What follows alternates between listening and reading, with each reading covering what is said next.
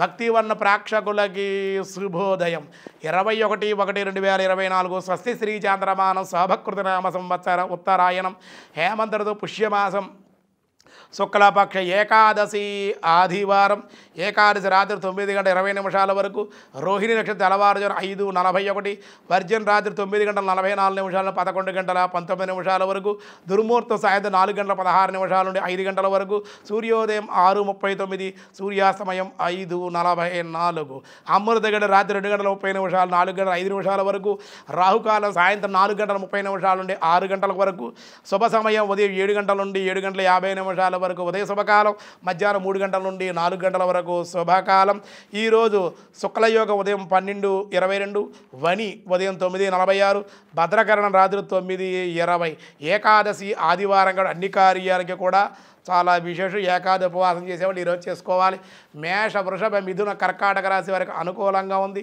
సింహ కన్య తుల వృశ్చిక రాశి వారికి కూడా చాలా బాగుందని చెప్పుకోవాలి అలాగే మకర కుంభ మీనరాశుల వారికి కూడా ఈరోజు చాలా శుభయోగంగానే ఉంది అని చెప్పడం జరుగుతోంది 14వ అధ్యాయంలో కృష్ణ పరమాత్మ ఏం చెబుతున్నారో భగవద్గీతలో చూద్దాం పార్థాయ ప్రతిబోధితాం భగవతాం నారాయణేన స్వయం వ్యాసేనాగ్రదిత పురాణ మునినా మధ్యే మహాభారతం అద్వైతామృతవర్షిణీం భగవతీం అష్టాదశాధ్యాయిని అంబా త్వామనుసందదామి భగవద్గీతే భవద్వేషిణి అప్రకాశో ప్రవృత్తస్య ప్రమాదో మోహయేవ చ తమాసైతాని జాయంతే వివృద్ధే కురునందన.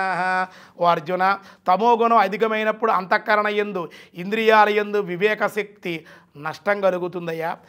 కర్తవ్య కర్మల యందు విముఖత ప్రమాదము అనగా అంతఃకరణము మోహింపజేసే వ్యర్థ చేష్టలు నిద్రావృత్తులు మొదలైనవి అవుతూ ఉంటాయి.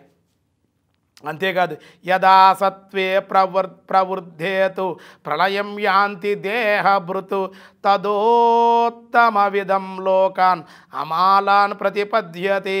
సత్వగుణం వృద్ధి చెందినప్పుడు మనుజుడు మరణించినచో అతడు ఉత్తమ కర్మలనే ఆచరించిన వాడే ఉత్తమ లోకాలనే చేరుతాడు. నిర్మలమైనటువంటి స్వర్గాది దివ్యలోకాలు పొందుతూ ఉండదు. చనిపోయేటప్పుడు కూడా సత్వగుణం ఉండాలంటే ప్రశాంతంగా చనిపోవాలి.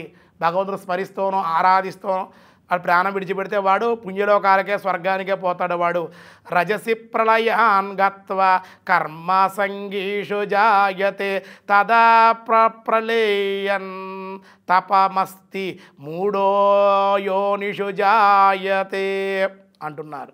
ప్రలీన తమసి మోడయోని జాయతే. రజోగుణ వృద్ధి చెందిందనుకోండి ఆ టైంలో చనిపోయినటువంటి వాడు మృత్యువు ప్రాప్తించిందనుకోండి అతని కర్మాసక్తులను మానవులుగా జన్మిస్తాడు.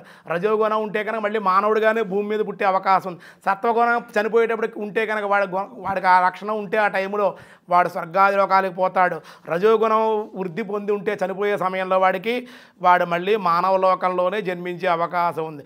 అట్లే తమోగుణం కనుక వృద్ధి పొంది మృతి చెందాడు అనుకోండి వాడు మానవుల్లో పశుపక్షాలకి గేదెల కింద ఈ పందిరి కింద ఈ కుక్కల కింద ఈ క్రిములు ఈ కీటకాలు ఈ నీచమైన యోని జన్మలని ఇప్పుడు పాపం చేసి ఉంటాడు కదా. మరి పాపాత్ముడుగా జీవితాంతకాలం ఎప్పుడు పుణ్యం చేయలేదు, ఓ దానం చేయలేదు, ఓ ధర్మం చేయలేదు.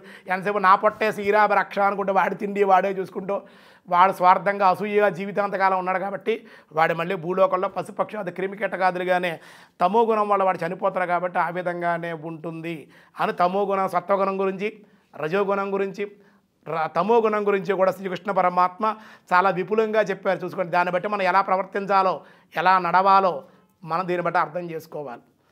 మిగతా విషయాలు రేపు చూద్దాం. ఈరోజు స్వస్తి.